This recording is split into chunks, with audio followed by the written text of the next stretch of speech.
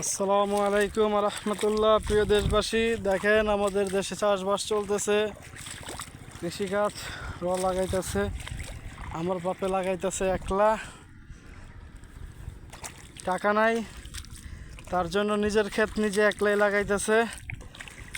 তো মাননীয় প্রধানমন্ত্রী, আপনার দৃষ্টি আকর্ষণ করছি, যদি বাংলাদেশের মানুষকে কৃষি কার্ড দেন, এরকম লোকদেরকে আগে দেখে দেখে কৃষি কার্ড দিবেন। এই যে ওনারা কৃষি করে, ওনারা নিজের ধান নিজেরাই লাগায়, টাকার অভাবে লোক নিতে পারে না। তো ওনাদেরকে সরকার থেকে কৃষি কার্ড যদি আসে, ওনাদেরকে দিতে হবে।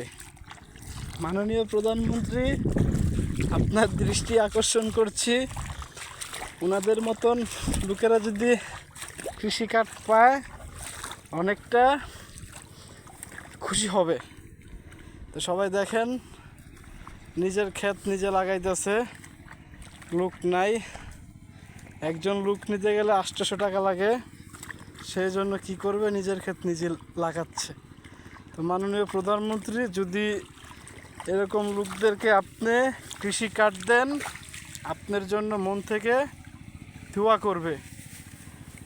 আব্বা, কৃষি কার্ড পেলে কি আপনি খুশি হবেন? হ্যাঁ, সরকারের কাছে বলেন। আল্লাহ ভরসা, আল্লাহ দিবে। তারেক রহমান সাহেবের কাছে বলেন যে উনি যদি দেয় কৃষি কার্ড আপনাদের মতন লোকদেরকে, তো আপনারা কি খুশি হবেন না? হ্যাঁ। তো মাননীয় প্রধানমন্ত্রী, আপনার দৃষ্টি আকর্ষণ করছি,